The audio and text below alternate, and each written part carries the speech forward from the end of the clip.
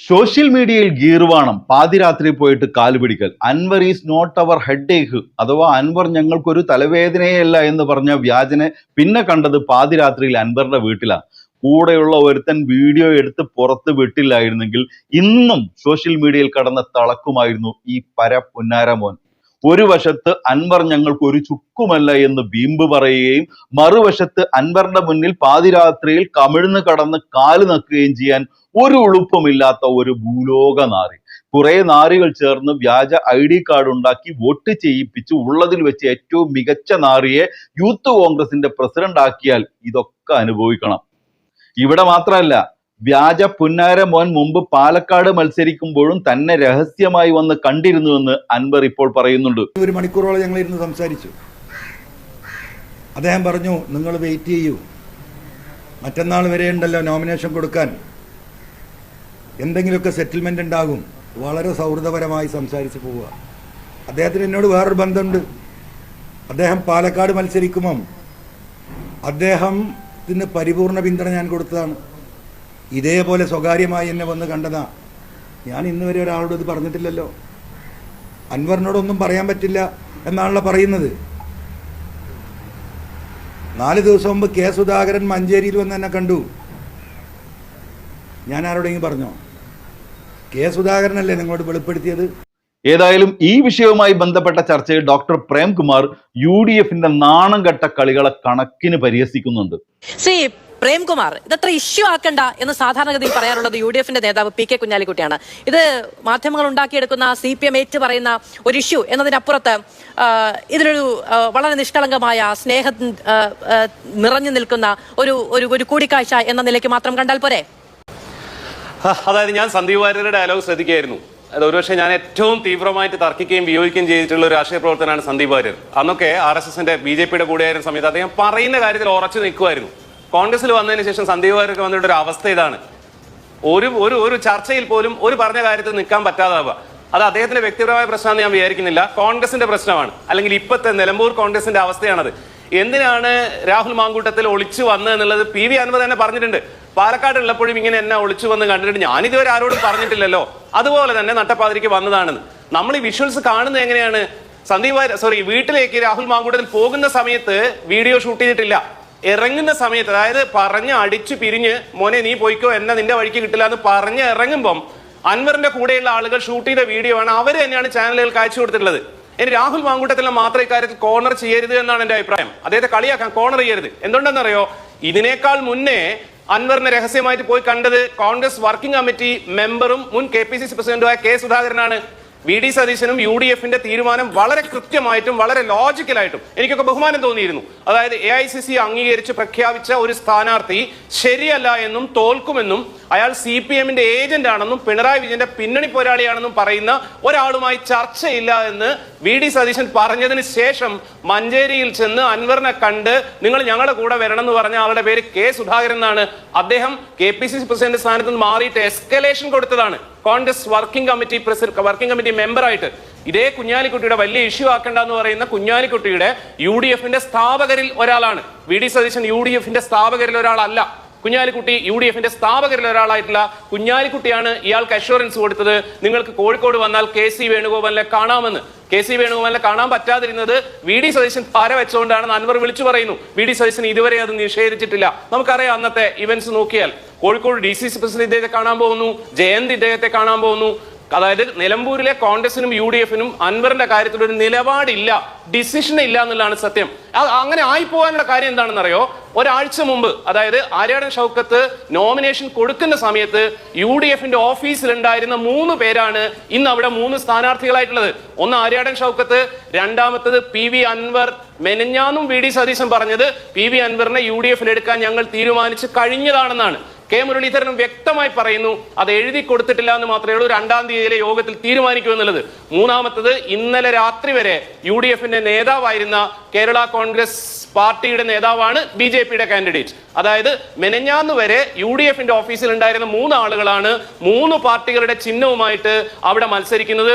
ഇപ്പുറത്തെ ഒറ്റ കാൻഡിഡേറ്റ് ആണുള്ളത്, സഖാവ് M സ്വരാജ് ആണ്. അത് CPIMന്റെ സെക്രട്ടേറിയറ്റ് മെമ്പറാണ്.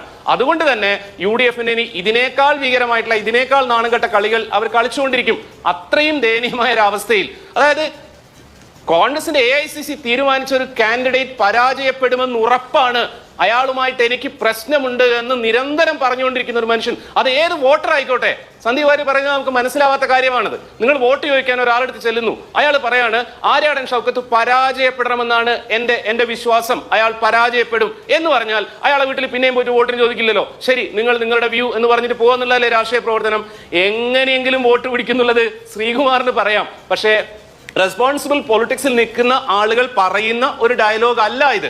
മാത്രമല്ല, നിലമ്പൂരുകാർ ഒരു പരിധി വരെ വലിയ ആവേശത്തോടെ കണ്ടിരുന്ന ആര്യാടനിസം എന്ന് പറയുന്നത് ഷൗക്കത്തിന്റെ പിതാവായിട്ടുള്ള ആര്യാടൻ മുഹമ്മദിന്റെ ഒരു നിലപാടായിരുന്നു. അത് മതമേലധ്യക്ഷന്മാർക്കും വർഗീയ ശക്തികൾക്കും കീഴടങ്ങാതിരിക്കുക എന്നുള്ളതായിരുന്നു. നിങ്ങൾ ആര്യാടൻ മുഹമ്മദിന്റെ ബൈറ്റ് എടുത്തു നോക്കൂ, അദ്ദേഹം തങ്ങളെന്ന് ചേർത്ത് പറയാറുണ്ടായിരുന്നില്ല. എന്തുകൊണ്ടാണ് വെള്ളം ഊതി കൊടുക്കുന്ന വീട്ടിലേക്ക് പോലീസ് ചെല്ലുന്നില്ല എന്ന് ചോദിച്ച ആളാണ് ആര്യാടൻ ഷൗക്കത്ത്. പക്ഷേ ഇലക്ഷനിൽ എന്താ പറയാ സ്ഥാനാർത്ഥിയായി ഡിക്ലെയർ ചെയ്തതിനു ശേഷം അദ്ദേഹം ചെയ്തു നോക്കൂ, ഇതുവരെ അദ്ദേഹത്തിന്റെ പിതാവ് ഉയർത്തിപ്പിടിച്ചിരുന്നു എന്ന് നമ്മളൊക്കെ ആവേശത്തോടെ അഭിമാനത്തോടെ കാണിക്കുന്ന ആ സെക്യുലർ നിലപാട് ഡയല്യൂട്ട് ചെയ്തിട്ടാണ്, അതിനെ കൊന്നു കളഞ്ഞിട്ടാണ് ആര്യാടൻ ഷൗക്കത്ത് അവിടെ UDFന്റെ കാൻഡിഡേറ്റ് എടുക്കുന്നത്.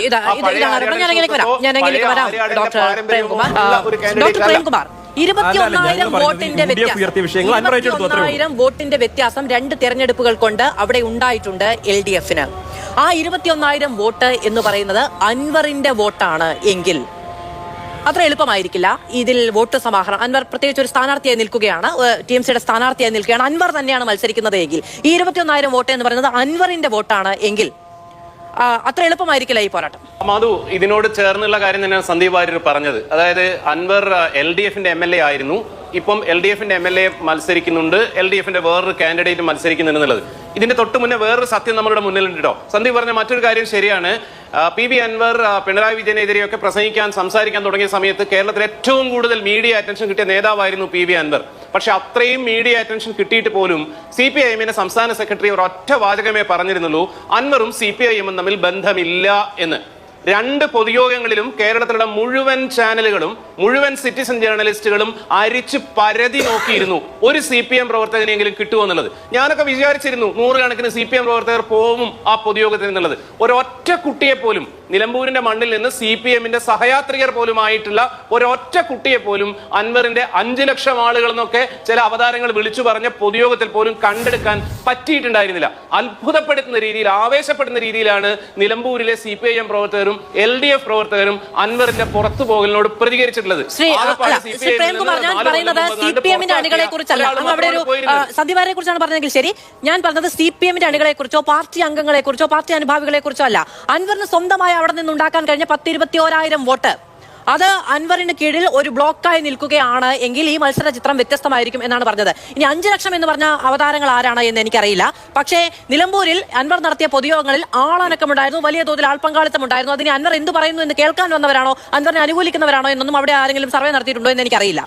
പക്ഷേ അവിടെ വലിയ തോതിൽ പങ്കാളിത്തം ഉണ്ടായിരുന്നു. 21,000 വോട്ട് അൻവറിന്റേതായിരുന്നു. അത് അൻവറിന്റെ തന്നെയായി നിൽക്കും എന്ന് CPM കരുതുന്നുണ്ടോ എന്നുള്ളതാണ് എന്റെ ചോദ്യം. മാധു, അതിൽ 2 കാര്യം. അവിടെ കുറെ ആളുകൾ ഉണ്ടായിരുന്നു, ആ ആളുകളെല്ലാം ലീഗിന്റെയോ UDFന്റെയോ അനുയായികളായിരുന്നു, അൻവറിനെ കേൾക്കാൻ വന്നിരുന്ന ആളുകൾ. ഇപ്പം മാധുവിന്റെ സംശയം, പലരുടെയും സംശയം, ഈ ആളുകളെല്ലാം CPIMന്റെയോ LDFന്റെയോ വോട്ടായിരിക്കുമല്ലോ എന്നാണ്. അത് വസ്തുതാപരമായി ശരിയാവാൻ യാതൊരു സാധ്യതയുമില്ല. മറിച്ച് 2016 ആര്യാടൻ ഷൗക്കത്തിനെതിരെ അവിടുത്തെ UDFനെതിരെ അൻവർ CPIMന്റെ LDFന്റെ സപ്പോർട്ടോടെ മത്സരിക്കുന്ന സമയത്ത് അദ്ദേഹത്തിന്റെ ഇൻഫ്ലുവൻസും LDFന്റെ വോട്ടും കൂടി ചേർന്നിട്ട് LDF ആണ് 2 തവണ ജയിച്ചിട്ടുള്ളത്. 2ാമത്തെ തവണ ചെറിയ മാർജിനാണ്. പിന്നെ അല്ലാതെ ഒരു മൊത്തം കണക്കെടുത്താൽ നമുക്ക് അറിയാവുന്ന ഒരു കാര്യം, നിലമ്പൂർ എന്നുള്ളത് ഒരു UDF സ്ട്രോങ് ഹോൾഡ് ആണ്, ഇതുവരെയും അങ്ങനെ തന്നെയാണ്. അവിടെ അത് തിരിച്ചു പിടിക്കാൻ CPIM കഴിഞ്ഞ 2 ഇലക്ഷനിലാണ് അൻവർ എന്നുള്ള സ്വതന്ത്ര സ്ഥാനാർത്ഥിയെ പരീക്ഷിച്ചിരിക്കുന്നത്. ഇത്തവണ അതിൽ നിന്ന് മാറിയിട്ട് CPMന് കേരളത്തിൽ അല്ലെങ്കിൽ നിലമ്പൂരിലേക്ക് കൊണ്ടുവരാവുന്ന ഏറ്റവും ശക്തനായ, ഏറ്റവും സ്യൂട്ടബിൾ ആയിട്ടുള്ള, ഏറ്റവും സ്ട്രോങ് ആയിട്ടുള്ള കാൻഡിഡേറ്റിനെ പ്ലേസ് ചെയ്യുന്നു, കൃത്യമായ പൊളിറ്റിക്കൽ ഫൈറ്റ് നടത്തുന്നു. അപ്പുറത്തെ ഭാഗത്ത് നിരന്തരം കൺഫ്യൂഷൻസ്. എന്താ അറിയോ, അതായത് ആര്യാടൻ ഷൗക്കത്ത് വിജയിക്കില്ല, ആര്യാടൻ ഷൗക്കത്ത് CPMന്റെ ഏജന്റ് ആണെന്ന് പറയുന്ന അൻവറിന്റെ വീട്ടിലാണ് ഇന്നലെ രാത്രി വരെ UDFന്റെ നേതാക്കൾ പോകുന്നത്. ആ പോയതിൽ തെറ്റില്ല എന്നാണ് ഇവിടെ ചർച്ചയിൽ പങ്കെടുക്കുന്ന 2 പേര് പറയുന്നത്. VD സതീശൻ പറഞ്ഞിട്ട് പോലും. അതേസമയം നോക്കൂ നിങ്ങൾ, PV അബ്ദുൽ വഹാബ് എന്ന് പറഞ്ഞ മുസ്ലിം ലീഗിന്റെ അഖിലേന്ത്യാ ട്രഷററാണ്. ഷാഫി ചാലിയം സംസ്ഥാന നേതാവാണ്. ഈ രണ്ടുപേരും എം സ്വരാജിനെ യാദൃശികമായിട്ട് പറഞ്ഞു പോയതാണ് നമുക്ക് വിചാരിക്കാം. പക്ഷെ ഈ നിമിഷം വരെ മുസ്ലിം ലീഗ് അതിനെ തള്ളിപ്പറയുകയോ ആ പറഞ്ഞത് ശരിയല്ല എന്ന് പറയുകയോ ചെയ്തിട്ടില്ല. രാഹുൽ മാങ്കൂട്ടത്തിൽ ഇന്നലെ പോയത് ശരിയല്ല എന്ന് വി ഡി സതീശനും കെ പി സി പ്രസിഡന്റും പറഞ്ഞു കഴിഞ്ഞു. ചർച്ചയിൽ ഇവർ പറയുന്നില്ലെങ്കിലും. പക്ഷേ അബ്ദുൽ വഹാബ് അത് പറയാൻ പാടില്ലായിരുന്നുവെന്ന് ലീഗിന്റെ ആളുകൾ പറഞ്ഞിട്ടില്ല.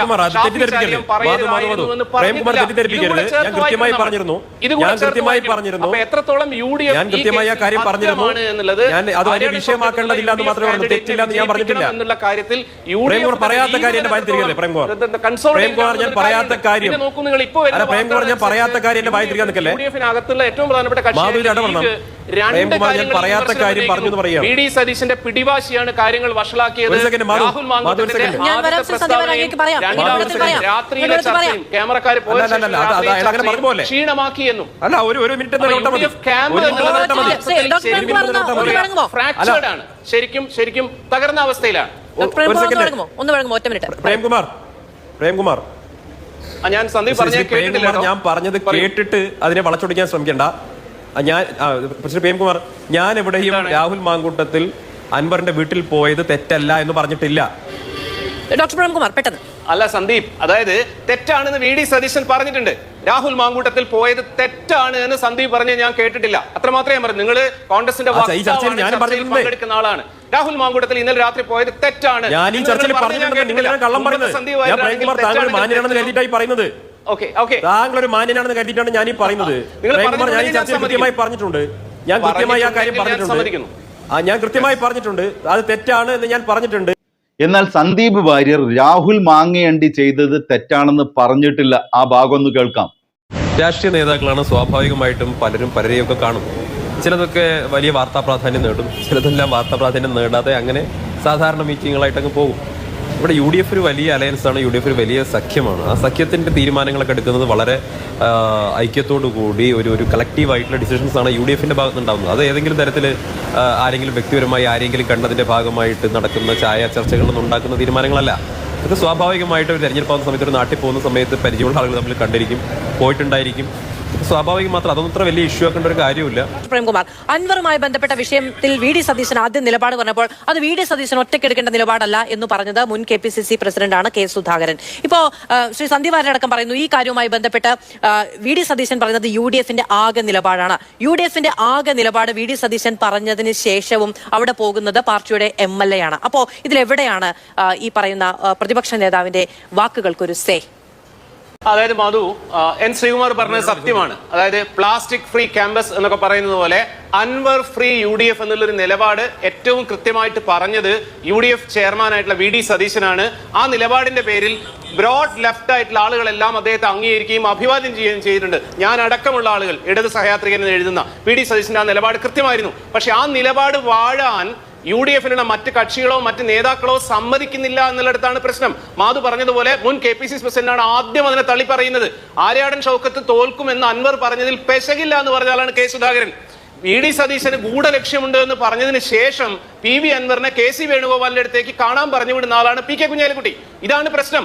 UDF-ന്റെ ചെയർമാൻ തന്നെ UDF-ന്റെ ഒരു തീരുമാനം, ശരിയായ രാഷ്ട്രീയ തീരുമാനം, അതായത് നിലമ്പൂരിൽ കൃത്യമായ പൊളിറ്റിക്കൽ ഫൈറ്റ് നടക്കട്ടെ എന്നുള്ളൊരു തീരുമാനം UDF-നെ കൊണ്ട് എടുപ്പിച്ച് അത് പ്രഖ്യാപിച്ചതിന് ശേഷം അതിന് പാര വെക്കുന്നത് UDF-നകത്തും കോൺഗ്രസിനകത്തുമുള്ള ആളുകൾ തന്നെയാണ്. ഏറ്റവും അവസാനം ആ പണി ചെയ്തിട്ടുള്ളത് രാഹുൽ മാങ്കൂട്ടത്തിലാണ്. രാഹുൽ മാങ്കൂട്ടത്തിനെ ഇന്ന് വൈകിട്ട് സപ്പോർട്ട് ചെയ്തിട്ടുള്ളത് ഷാഫി പറമ്പിലാണ്. ഷാഫി പറയുന്നത് അൻവർ വിളിച്ചിട്ടാണ് രാഹുൽ പോയെന്നാണ്. രാഹുൽ പറയുന്നത് ഞാൻ ചുമ്മാ രാത്രി പോയതാണെന്നാണ്. വി ഡി സതീശൻ കൃത്യമായിട്ട് അത് ശരിയല്ല എന്ന് പറയുന്നത്. അതുകൊണ്ടാണ് പറയുന്നത് നിലമ്പൂരിൽ സത്യത്തിൽ UDF-ൽ നടക്കുന്നത് വി ഡി സതീശൻ ഒരു പക്ഷത്തും വി ഡി സതീശൻ വിരുദ്ധമായിട്ട് കോൺഗ്രസിലും UDF-ലുള്ള മുഴുവൻ ആളുകളും മറ്റൊരു പക്ഷത്തുമുള്ള ഒരു ഫൈറ്റ്. മറ്റൊരു വീഡിയോ ആയിട്ട് വരുന്നവരെ എല്ലാവർക്കും ഗുഡ് ബൈ.